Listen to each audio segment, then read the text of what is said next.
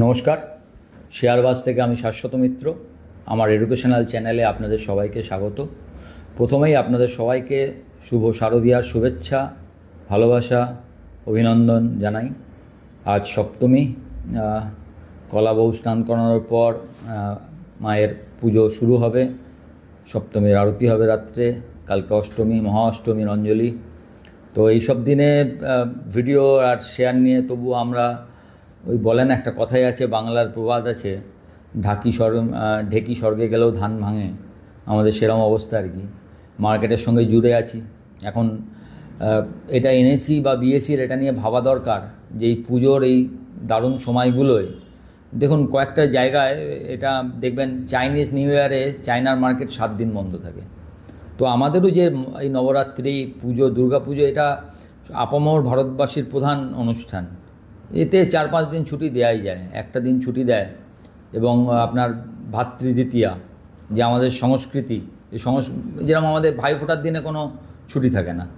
তো এইগুলোতে কিন্তু এক্সচেঞ্জের ভাবা উচিত যে আমরা যদি সবাই এই ভাতৃত্বের জন্য মার্কেট করব, তাহলে ভাই বোনের সঙ্গে দেখা হবে কিভাবে। যাই হোক, তো মার্কেট আজকে দেখলেন, আজকে মার্কেট মোটামুটি সকালে 100-150 পয়েন্ট ওপরে দেখাচ্ছিল। আপনারা যারা আমার টেলিগ্রাম চ্যানেলের সঙ্গে যুক্ত আছেন তারা জানেন যে আমি সকালে লিখেছিলাম 150 পয়েন্ট দেখালেও এইটা রাখা মার্কেটের পক্ষে কঠিন। মার্কেটের যে ধরনের এফআইআই সেলিং হয়েছে 10,000 কোটি টাকার উপর প্রায়, তাতে এই অবস্থায় মার্কেট এখান থেকেই বেড়ে যাবে, এটা করা একটু মুশকিল হয় আর কি। তার কারণ হচ্ছে মার্কেট তো একটা আবহাওয়াটা বোঝা যায় যে কি অবস্থায় আছে, কোথায় আছে।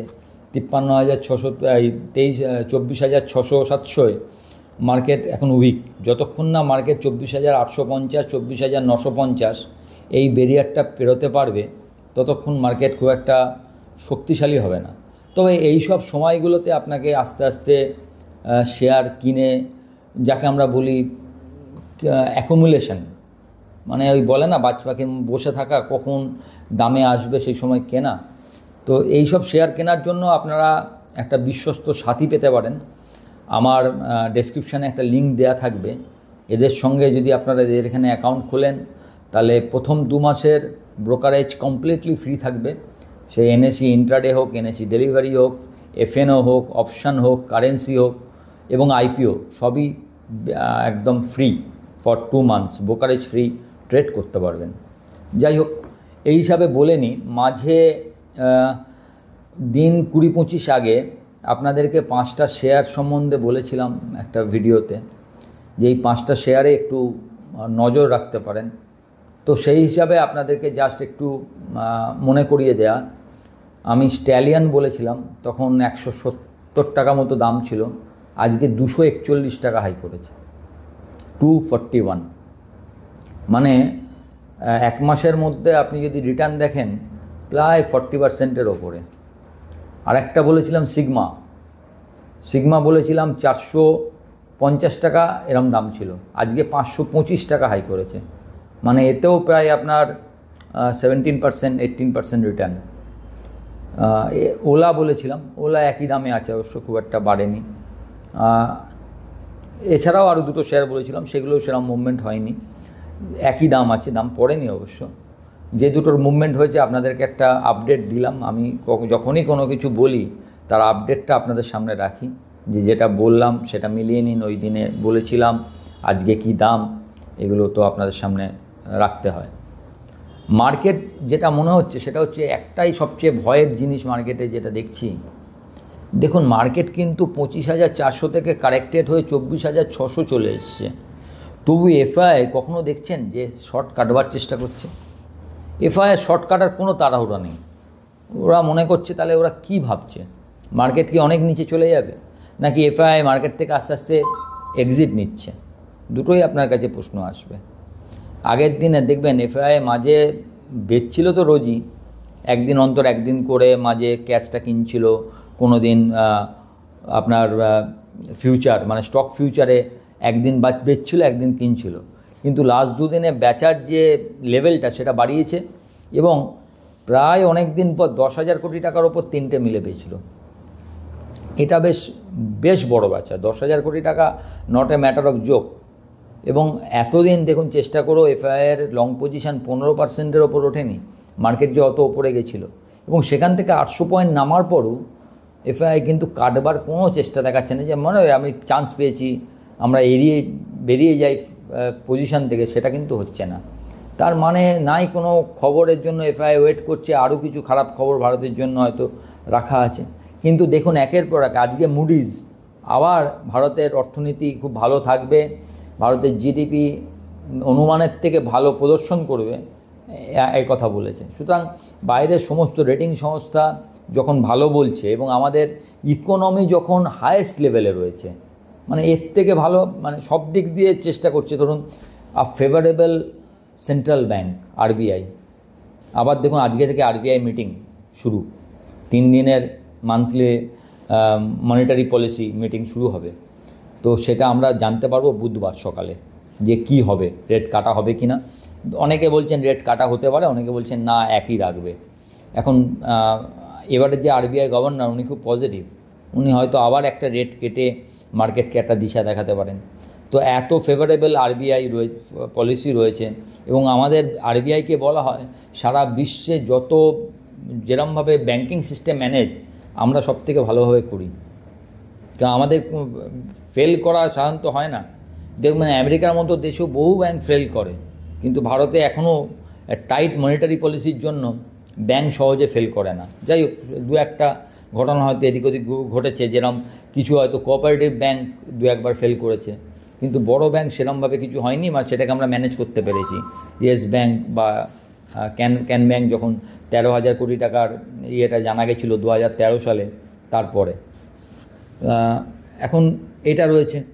জিএসটি 2.0 যথেষ্ট বড় একটা, আপনাকে দিই, আপনারা হয়তো সবাই খবর রাখেন, এখন তো ইন্টারনেটের যুগ, তবু বলি, সাধারণত মান্থলি ক্রেডিট কার্ড স্পেন্ড মোটামুটি একটা অ্যাভারেজ হচ্ছে 5,000 থেকে 6,000 কোটি টাকা ভারতবর্ষে, 5,000 to 6,000 crore।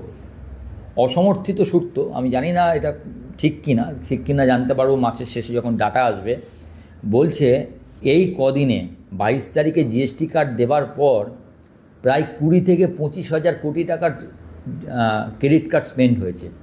মানে স্পেন্ডিং 3 টাইমসের ওপরে হয়েছে, 3 টাইমসের ওপরে।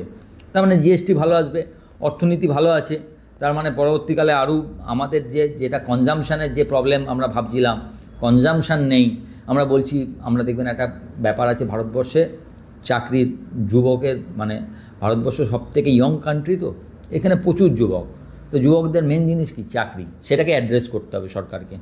তা আমরা জানি যে এখানে সব জায়গায় দেখছেন, বলছেন আনএমপ্লয়মেন্ট খুব বেশি, মানছে আনএমপ্লয়মেন্ট বেশি, কিন্তু আনএমপ্লয়মেন্টটা চাকরির ক্ষেত্রে কিন্তু অন্য অনেক রকম। যেরকম আমি একটা ডাটা দেখছিলাম, আপনারা জানবেন মুদ্রা লোন বলে একটা লোন হয়, সেই লোন নাকি প্রচুর লোক নিয়েছে, মানে হিউজ একটা অ্যামাউন্ট মুদ্রা লোন নিয়েছে। আর মুদ্রা লোন মানে কি? আপনি একটা ব্যবসা তৈরি করছেন, একটা ব্যবসা যদি তৈরি হয়, তার জন্য আপনি আবার 1-2 লোককে এমপ্লয়মেন্ট দেবেন, আপনি তো একা করতে পারবেন না। তার মানে যদি বলছি, এখনও পর্যন্ত প্রায় 60 লক্ষ লোক মুদ্রা লোন নিয়েছে, 52 থেকে 60 লাখ বলছে। আমি যদি 50 লাখও ধরি, তাহলে 50 লাখ লোকের যদি হয়, তার যদি 2-3টে করে লোকও রাখে, তাহলে সেখানেও 1.5 কোটি 2 কোটি জব হয়। তো এরমভাবে জবটা মেন দরকার। আবার অনেকে বলছেন জব নেই, তাহলে এই যে আইফোন 17 যেদিনকে বেরোলো, তার সামনে অত বড় লাইন, কারা কিনছে? তারা এখন অ্যাসপিরেশন বেড়ে গেছে। আপনি বলবেন ওর বড় লোকেরা কিনছে, বড় লোকের ব্যাপার নয়।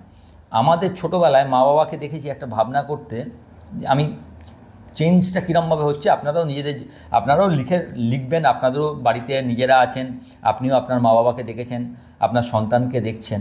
আমি যে চেঞ্জটা দেখেছি, আমার বাবা আগে ভাবতেন, মানে ইএমআইয়ের কনসেপ্টই তো আমাদের ছিল না, তো বাবারা কি ভাবতেন, আগে জমিয়ে রেখে তারপর যে টাকা থাকবে সেটা খরচা করা যায়, আগে জমাতে হবে, ছেলেমেয়ের ভবিষ্যৎ পড়াশোনা সব রেখে তারপরে যেটা থাকবে তার মধ্যে যেরমভাবে চলা যাবে চলাতে হবে।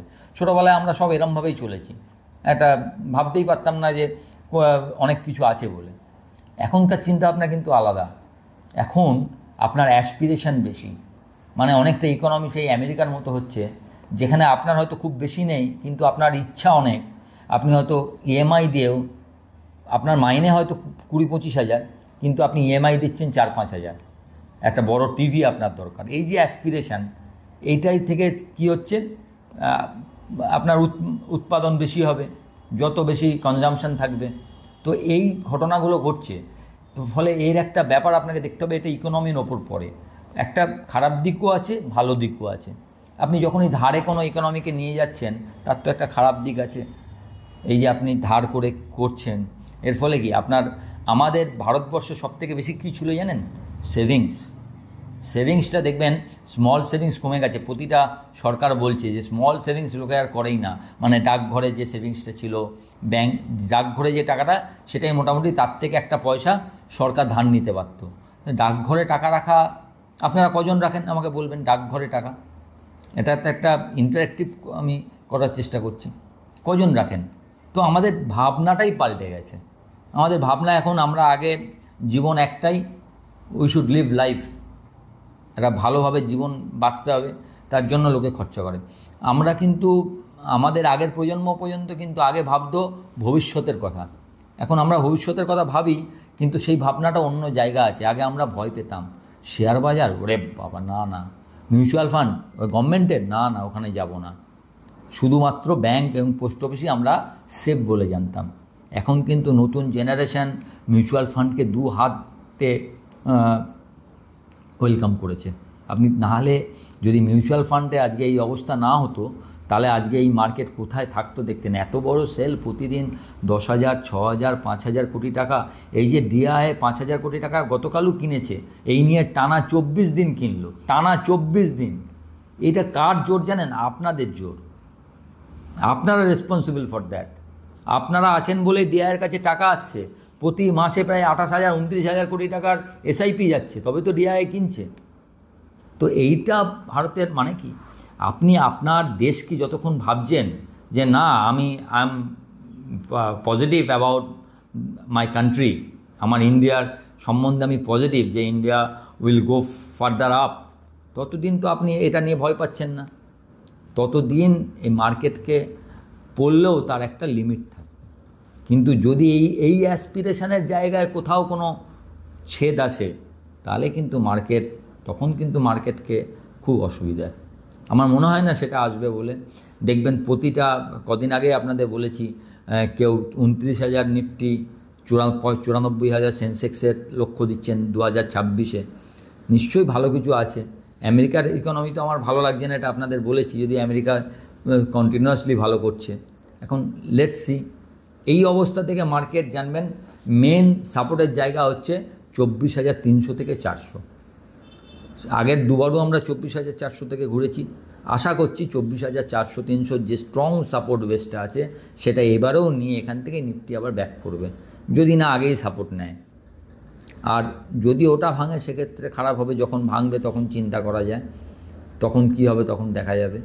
তবে স্মল ক্যাপ মিড ক্যাপ আগের দিন দেখেছেন যে এই 7 দিনের মধ্যে স্মল ক্যাপ প্রায় 5.1% আর মিড ক্যাপ 4.8% পড়েছে, যেটা কিন্তু বেশ বেশি। মানে গত 7 মাসের মধ্যে সবথেকে বেশি ডাউনফল। তবে তার আগে অবশ্য শেয়ারগুলো অনেক বেড়েছিল।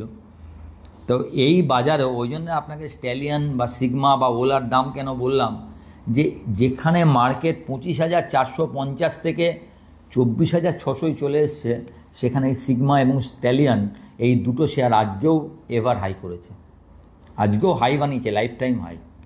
এই জন্য আপনাদেরকে খালি বললাম যে মার্কেটের এই অবস্থাতেও এই শেয়ারগুলোর পারফরমেন্স এখনও পর্যন্ত ঠিক আছে। তো এরমভাবে আপনারাও আস্তে আস্তে ছোট ছোট করে আপনারা আপনারা শুনুন, প্রত্যেকের নিজস্ব একটা ট্রেডিং সাইকোলজি আছে এবং ট্রেডিং সিস্টেম আছে। সেই সিস্টেমের মধ্যে যে শেয়ার আসবে, আপনিও আস্তে আস্তে সেই শেয়ারগুলোকে অ্যাকুমুলেট করতে পারেন।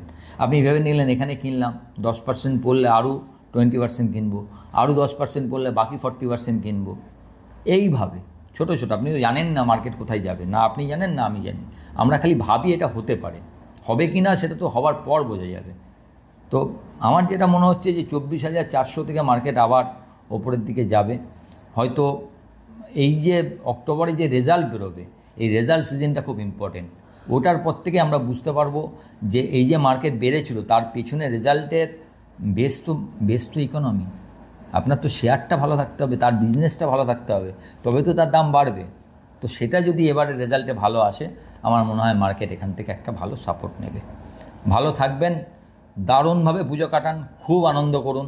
এই 5টা দিনই বাঙালির সেরা দিন। ভালো থাকুন আপনারা। নমস্কার।